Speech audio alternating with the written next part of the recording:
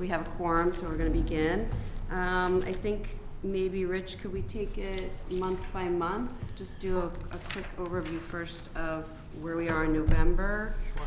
And November doesn't have any transfer requests, but we do in connection with the December report.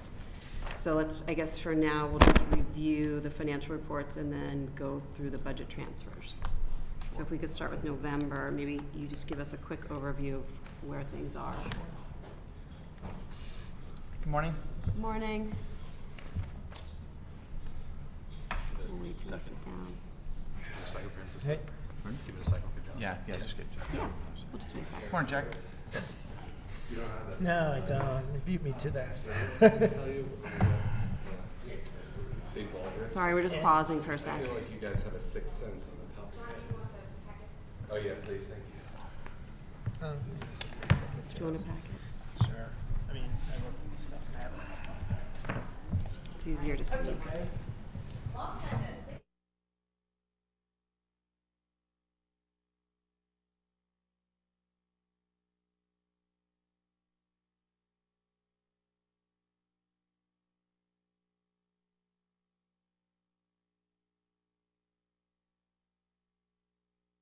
They convene the meeting, so. Okay, let's, I guess we can get started. Okay. Thank you, Rich. So we'll quickly start with November. We'll go through December in more detail, as everything that's in December is also in November. But to highlight November, we did forecast a year-end balance of $310,419, or 0.31%. We did include a trail of each month's forecast, so you can kind of see how they mirror together. We have been trending in that 0.3 to 0.39% range for the first 4 months of the year. So all the general education RCs, we forecasted a surplus in November of $459,221. The special education RCs forecasting a negative $148,802. Just going through some of the RCs relatively quickly. Darien High School, similar to previous ones, we do have salary savings of a little over $14,000. The Fitch Academy, a little over $2,000. Middlesex, we have $104,000, and then another $4,400 in staff turnover. Holmes, a little over $5,000 in salary savings. Royal, a little over $6,800 in salary savings. Tokenique, a little over $4,200 in salary savings. In RC12, we are including in the forecast a placeholder for the portable library study. If you recall from the previous month, that amount we had put in was $34,000. We did receive 5 bids for that study, and the low bid is $27,500, so we did adjust the forecast to reflect the low bid of $27,500. In personnel, RC18, similar to previous months, the column change has an available balance of $57,000. Budget control remains untouched at $263,000. Adult ed contracted services, we are forecasting a negative balance of $8,000. This is the amount the district pays the Stanford Public Schools to run its adult ed program. We do expect at a point in the future we will bring a transfer forward for that. Within special education, we have a forecast for substitutes of negative $20,000, salary savings for teachers of $63,000. Contracted speech here, we have it at 100. We did end up increasing it to about 112, which we'll go over in the December forecast. We have additional salary savings in the SESS facilitator line item, the secretary line item, which remains vacant, the teacher aide, which we have had some turnover. As in the previous months, we are forecasting legal fees at a negative forecast of $30,000 or $290 for the entire budget. District transportation, favorable by a little over $10,000. At district transportation, favorable by about $19,000. Tuition non-public, a little over by about $14,577. There are several students that we are still monitoring their placements, so this could obviously change throughout the year. And then we do update that forecast regularly as we look through the roster of students. Excess costs, we are still maintaining the $2.6 million forecast, which is about $174,000 less than budget. The first payment for excess costs is received at the end of February, and then the next filing is March 1st. In RC25 fixed, we did include a forecast for a negative $16,500. This was for a late bus that was added to accommodate the high school walk radius. Dr. Adley did approve that in November. The forecast for utilities, it's positive in fuel oil/natural gas, a little bit negative in water, positive in electricity. All told about $28,000. Workers' comp is a positive 8,000, unemployment is a positive 10. We have received Medicaid reimbursement, which was an unbudgeted revenue item of $1,300. And as I mentioned earlier, there are no transfers for the month of November. However, we do have 2 to bring for the month of December.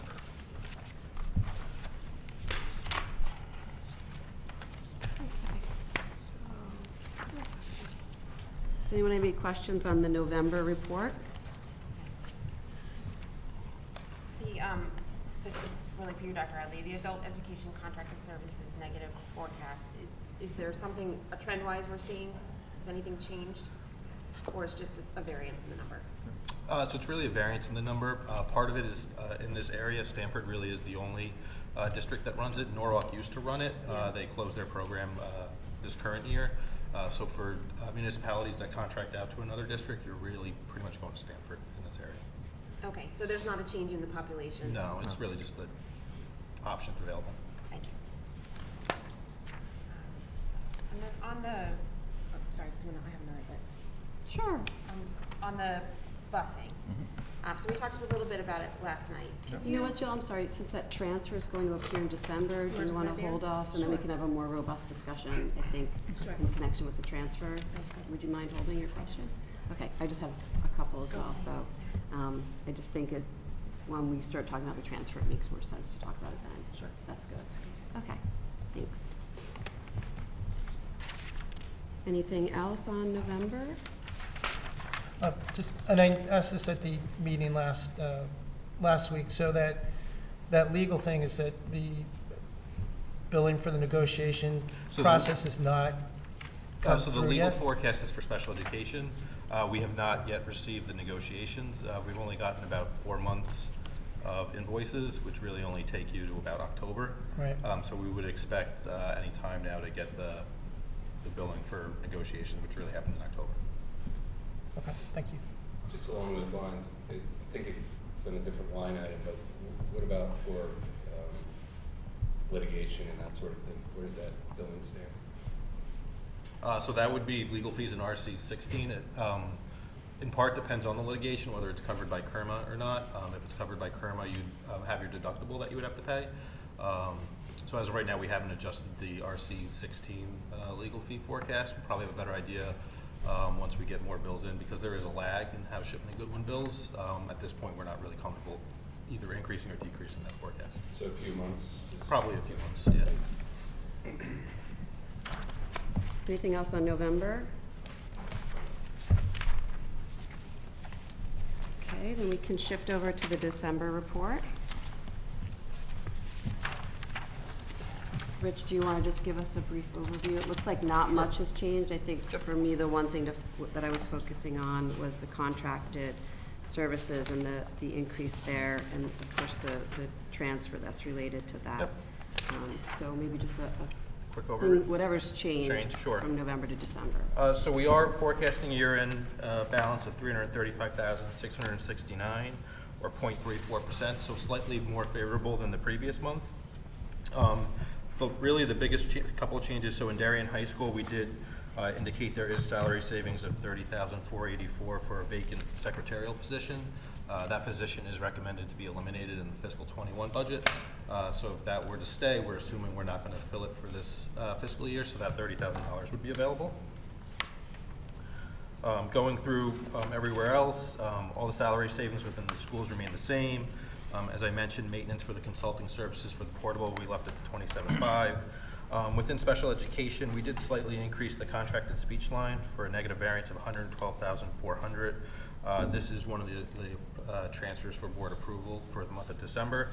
It is due to student needs. It does appear some of it is expenses that were last year that are going to continue for this year. So I think the budget was probably a little bit inadequate, and then some of it are just new expenses that have appeared for IEP needs. We are leaving salary savings for the CES facilitator, the secretary line item, the teacher aides, transportation and tuition the same. And as I had mentioned, excess costs, we're currently still saying the $2.6 million. The first payment does again occur at the end of February, so we'll have a good idea.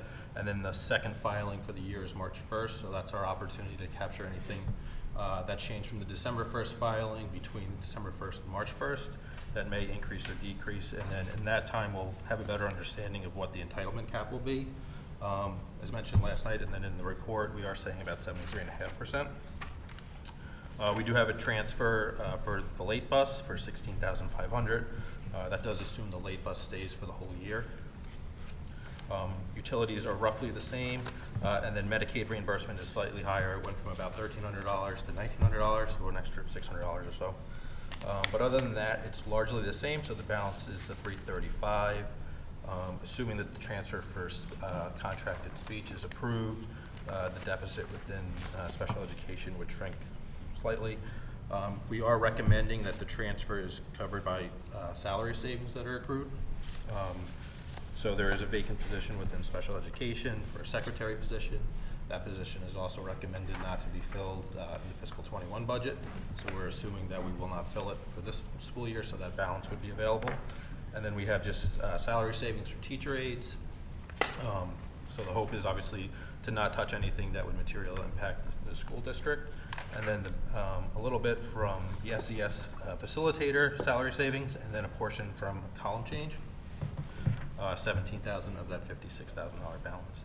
And then the second transfer is for the late bus. I believe it was in November. Dr. Adley did okay the use of a late bus at the high school level to accommodate the walk radius, so $16,500 for the year, the rest of the year, and then we would recommend taking those funds from unemployment insurance and then workers' compensation. Okay. Questions on that? Could you just discuss a little more about the late bus? And I guess this is gonna go into a policy. Well, the late bus has it's reflected like in the November, December transfer here. Sort of earlier on, we tried to make some accommodation be reasonable with the wee population that was concerned. And one of the things we tried to do is there any way for the children to get on the bus in the morning to some way? Having analysed that, we felt that, well, not everybody's taking that, and there's potentially room for people to jump on board there. And then to try and make some reasonable accommodation in the afternoon. And the way we did that was provide a late bus in the afternoon back. So children, they're not guaranteed to get on, I'll call it bus number 2, but I think it is bus number 2. But they would be guaranteed to get on the late bus. So for some of the children, they would have to stay at the high school. And there are plenty of places at that high school where you could do a wee bit of extra work or otherwise. I'm not saying it's perfect, but it was a reasonable accommodation we made to try to be responsive. And so that reflects the cost of just that late bus in the afternoon. How much later is it? It's like it's 45 minutes. Yeah, close to it. About 40 minutes. Can we talk a little bit about the cost related to that? Last night we had a discussion about busing costs, and adding a bus was in the range of like $90,000 to add a bus. So I'm assuming, given the low cost of this, that we're utilizing a bus that's already contracted? So a late bus is about $78 a day. Okay, so it's a different category. It's a different Okay. category, and if you were to think of Darien as like a circle, it kind of goes on the outskirts of Darien. One goes this way, one Right, goes this way. right. So it doesn't have all the normal stops that you would have on a Tier 1 bus. It gets them closer to that cluster of where those homes are. So, I'm sorry, that was how much a day? About $78 a day. 78? Yep. Okay. So what actually were you accommodating, Dr. Adley? Were you accommodating kids who were, what were the concerns specifically that this solution accommodates? It reflects the concerns of the children who were walking, the parents who, excuse me, of the children who were walking. So they still had to walk home. Right. So this was an opportunity. We tried to provide accommodation in the morning, which I still, to my understanding, anybody who's tried to get on that bus since has been able to. I might not be correct, but I haven't had a concern about since we opened that up. In the afternoon, I think there were some concerns. Well, it doesn't meet my schedule. It's not perfect for the kids. There's nowhere to stay. That type of stuff. But so it was actually trying to accommodate the kids in the afternoon as best as possible. So the same population of children. But this population of children, are they less than 2 miles? Is it a safety concern? What specifically, what's the rationale that justifies the spend? there is no rationale that, other than early on I was trying to accommodate a growing population of concerns, and I was trying to accommodate in a reasonable way. So I'm not, by putting the bus on, honestly, I'm not saying there's a safety concern. I'm just saying that this seemed to be a reasonable, cost-effective way to try and accommodate it as best as possible, a good faith effort. And I honestly, in the afternoon, I don't believe, I'm guessing, I'm not guessing, there's a handful of kids who maybe use it on any given day, literally, if that. So we'll have to sort of continue to monitor that.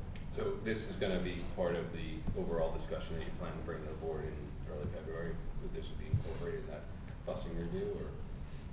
Well, that is the area of concern. It relates to this bus.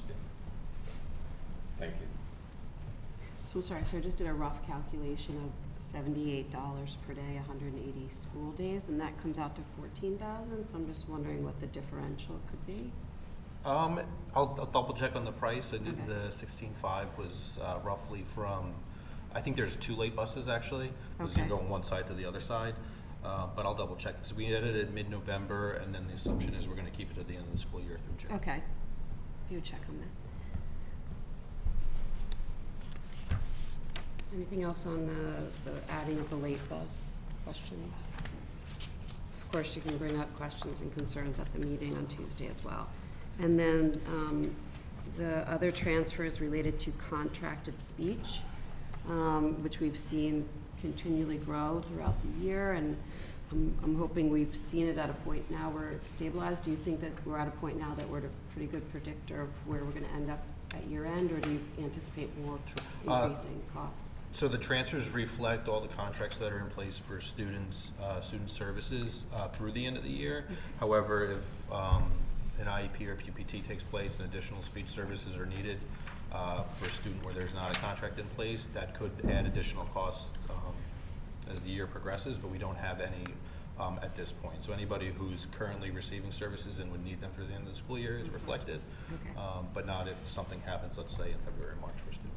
So we're obviously, this line item has got a wee bit of attention, both in this year's budget and next year's. What I can say is it is based on the information we have for the children at hand, both for this year and next year.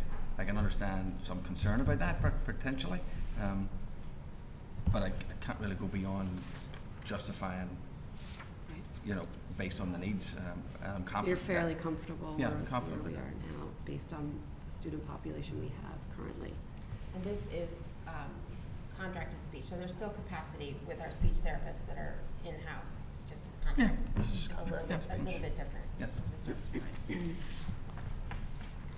Any other questions on that transfer? Yeah, the SES facilitator line item, that's just what you believe we have based on the fact that we're missing someone, because we are going to fill that position. We are assuming we're gonna fill the position, so you've already accrued some salary savings. And this is already accrued. Right, so you've already accrued. If the person who's selected ends up being a little bit higher than the individual, you might have a little bit less, but this assumes also still having a balance to fill the position for the year. Could you just go over what you mean by column change for that final piece Sure. of the transfer? So in the budget, there's a line item called column change. So teachers, if they go back for further credits, they have the right to submit for a column change, which could take them, let's say, from an MA to an MA plus 30 or whatever it might be. And then they would get that differential.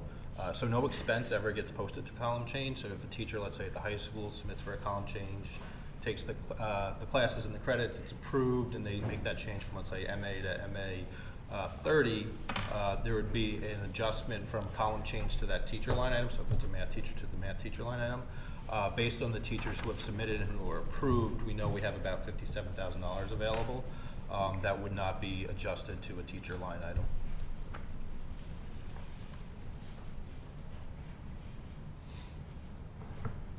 Thank you. So I was thinking we haven't used budget control at all this year. Correct. And I think it might be helpful, and I don't know what the committee feels, that it might be good to just give everyone a refresher on how the accounting works for budget control, since it's a little bit different from the way we look at the rest of the financials. So I don't know if that's possible, maybe at the Tuesday meeting, to just do a quick overview, where we sit on that. Anything else? So those are the transfers. Does anyone have any other questions? I think you have to come to the. I get. So just for the process, we're gonna vote today on the 2 transfers as a. No, we don't vote here at this committee level, we Give vote a at the board. consensus. We don't really even do a consensus, we just discuss it, ask our questions, and then the voting happens at the full board. So we don't give a recommendation as a committee? We typically don't, but that our role is to discuss it, ask our questions, and then the full board votes on that. Okay. We did something different at facilities, I guess. We don't vote at the committee level, so. We gave a sense of the meeting at our last facilities meeting. And you can give me a sense of how you feel on the transfers if you. Yeah, so where I was going with that is there any way to time the bus transfer better with your overall presentation on the busing situation? What does better mean? Like Like in line it? conjunction, the same night, that sort of thing? I don't think so, in the sense of like, I mean, this is the timing for, I don't want to hold back a notification of what was done. It is what it is, John. It's, I don't think it impacts that, to be honest with you. You can refer back to it. We can, I don't see it. I don't really see it. I see it tied to the conversation, but somewhat tangentially. I'd rather keep it like when we transferred the thing and when we did it, to record it as such. Yeah. Excuse me. Anyone else? So the spending has occurred. Not the full amount. Okay. So what it reflects is through the end of the year. So if the transfer is approved, and let's say the late bus is canceled March 1st, making up the number, you would just disencumber that balance from March 1st to June 30th, and theoretically we could bring a transfer to take it out of there and put it to something else if something else would materialize. Or if we're not going to cancel the late bus for the full year, the funds would at least be there. Got it. So when it relates to transfers, administration needs the board approval before any payment can be made associated with that request. So just to be clear, no payment can happen until the full board approves the transfer. So does anyone else have concerns about bringing this up to vote on this transfer for the bus on Tuesday evening? Okay. So public comment?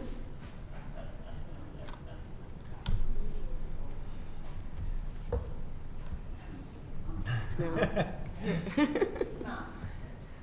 Rich, can you just give a little more color on the legal fees, the negative variance 30, just in terms of how we can affect the budget for next year?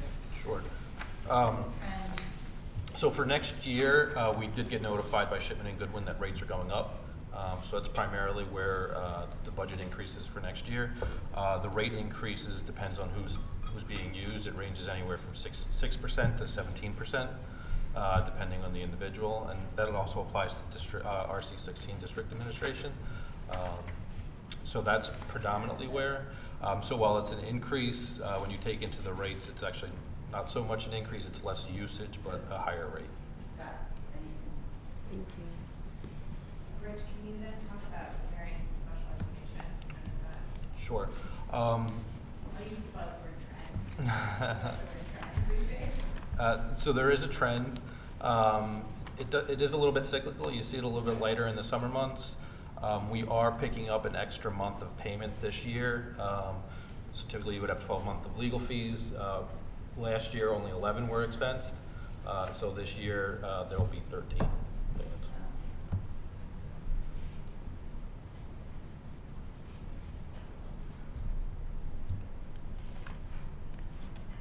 Any other public comments?